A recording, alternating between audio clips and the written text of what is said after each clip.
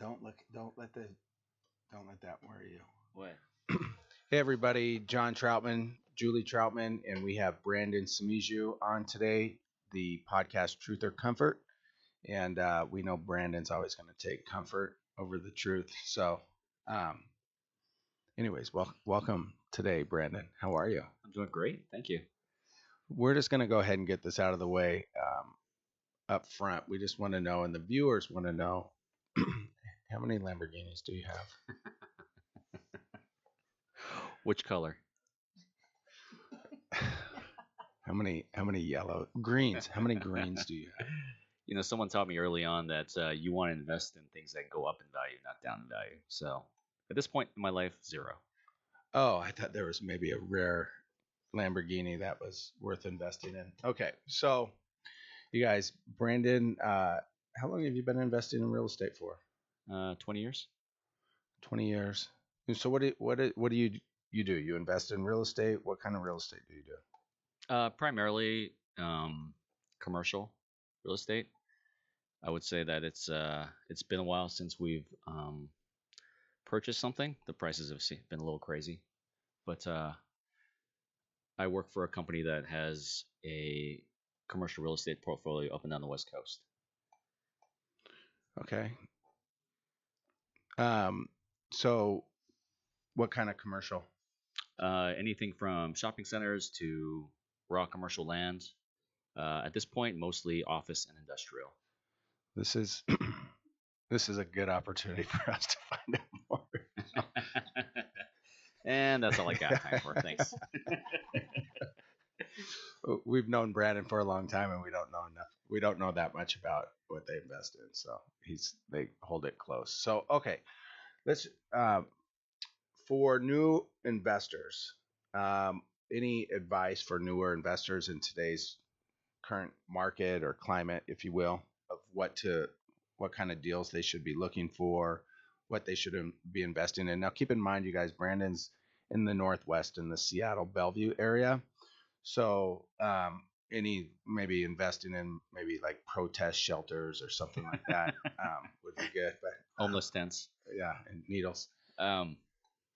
So this past year, I would say at least in the Seattle market, this summer the market kind of started going backwards a little bit, and so we've seen a lot of new investors pencil appreciation into their purchases, which the market's actually gone the other way. So things are a little tight for them right now. I think some of them are actually going to lose money. So I would say be patient and be conservative, especially in this market.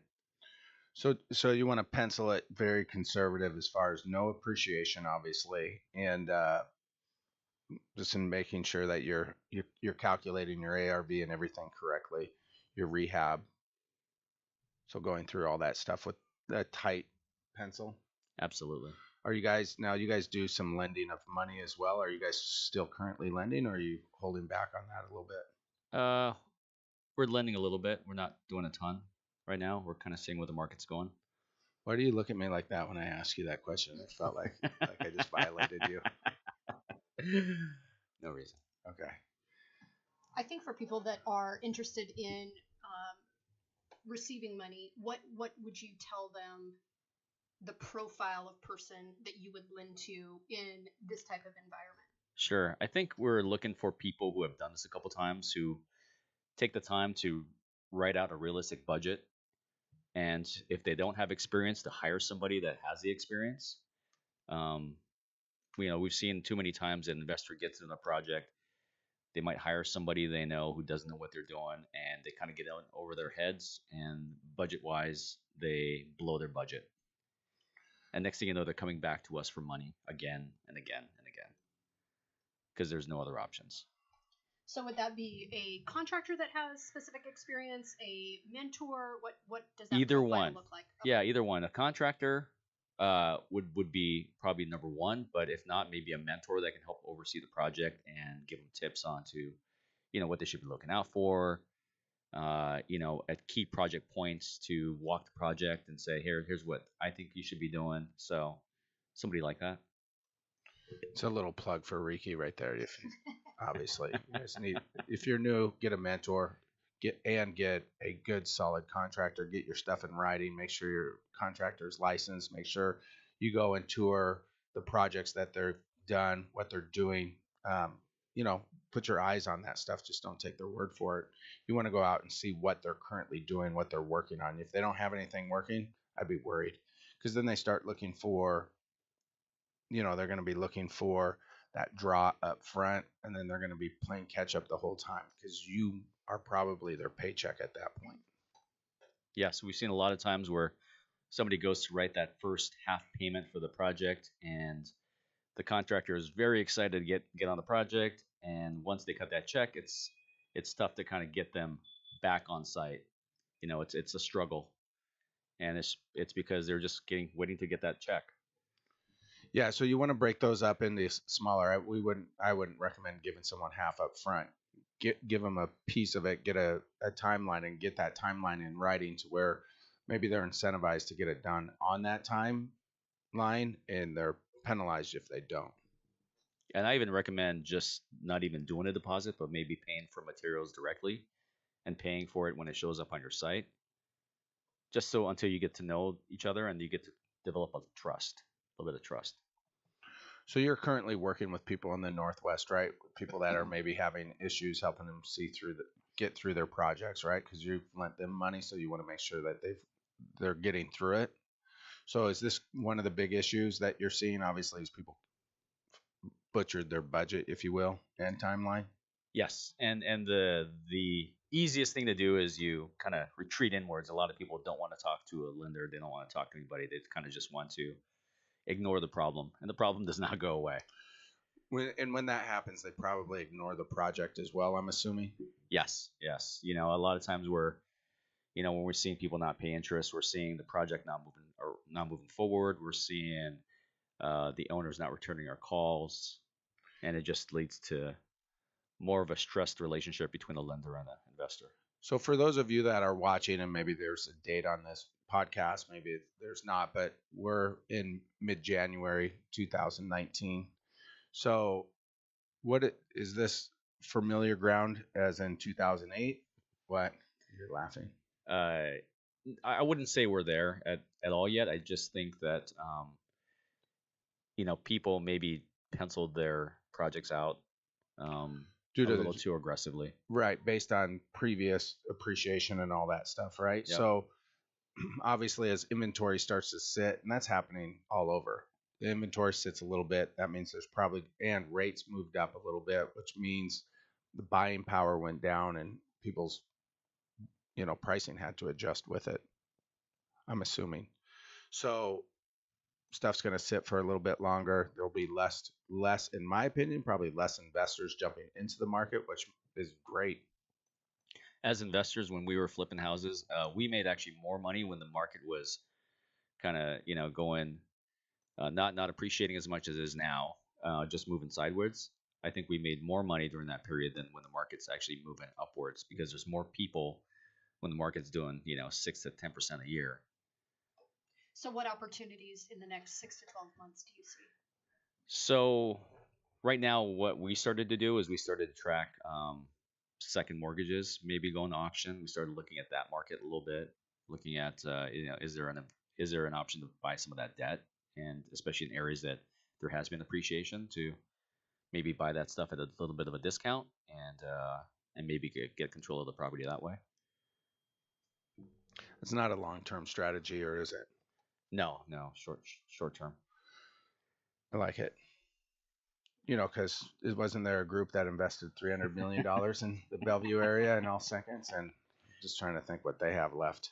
Sorry, guys. But you guys, so there's different areas and opportunities that will present themselves during this time when the market's going through a transition, if you will. And obviously, Brandon laughed when I brought up 2008. And I think everybody has an opinion about what the market's going to do. I just don't see the market making a massive correction like it did in 2008. Again, there was other indicators with subprime mortgages, option arms, and all these other things it was a recipe for disaster. I just don't see lending like that. I don't see and I'm not in the lending industry anymore, so I don't see the fraud, and I'm not aware of all the stuff that. But there's controls, a lot of controls that have been put in place to help prevent that.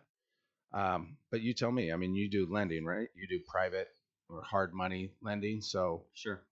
I think I see a little bit of fraud these days, not a ton. I think the landscape has changed because in the last 10 years, there's been a lot more private money lending options available, including some really big national companies that have started rolling out programs, which has brought the cost of money down, which is great, and made more people aware of the availability of kind of what's out there as options. right. So, as far as like loans that you guys currently have on the books, what do you guys? How many loans do you guys have currently? Like how I ask these questions, roughly, roughly. Fishing. And what are you trying to get to? We are at this point we have been kind of tapering our lending program down. I would say for the last 5 months, Got it. but we're looking to ramp it up come spring. And why is that? What do you see differently? I think we'll have a better feel for where the market's at. Do you think they're going to raise rates this year? Feels like it's not as certain as it was a couple months ago. Right. I agree with you on that. I don't know if we're going to see a rate adjustment just with what happened last time. Right. Are you proud to wear that hat that you're wearing right now? I'm just curious. Always. Mhm. You got to believe, John. My Seahawks are no longer in the running, so You were pretty adamant about it last time I saw you, though. got to latch on to something else. Yeah. Yeah. I could get you something here from the Phoenix Valley. State 48. Yeah, State. Wow, no, he did not just bring up State 48. You guys, anyways, Brandon is he's a builder too. He's being a little modest in what they do. They do a lot of new construction in Seattle, new homes, rehabs, and the commercial piece, obviously. So they partner with us on a lot of stuff that we do, obviously. And anyways, so having him on today and talk about lending, talking about some of the stuff that he does and his insight in the market, if you guys are watching this, is pretty valuable, very valuable. So you should listen to it. And if you're in the Seattle area and need money, who should they look up? They should just call me directly. That means just ping us and we'll get Yeah. you in touch with him. So, all right. Well, you have any final questions? I don't have any questions. I would just say that it has been fantastic working with Brandon, and Brandon is one of the members of the REKI community. And so if there's a specific question that you have that you think Brandon could answer, certainly reach out to either John or myself, and we'll forward that on to Brandon and get an answer for you. Absolutely. Happy to help. I feel like there's a favor going to be asked after all that nice stuff being said. So we'll do that off camera. All right, you guys, thank you for watching, and tune in next time. Anyways, thanks again, Brandon. You're welcome. Thanks. Thank you. I get to sign the wall now. Yep. Well, let's go look at Lamborghinis today.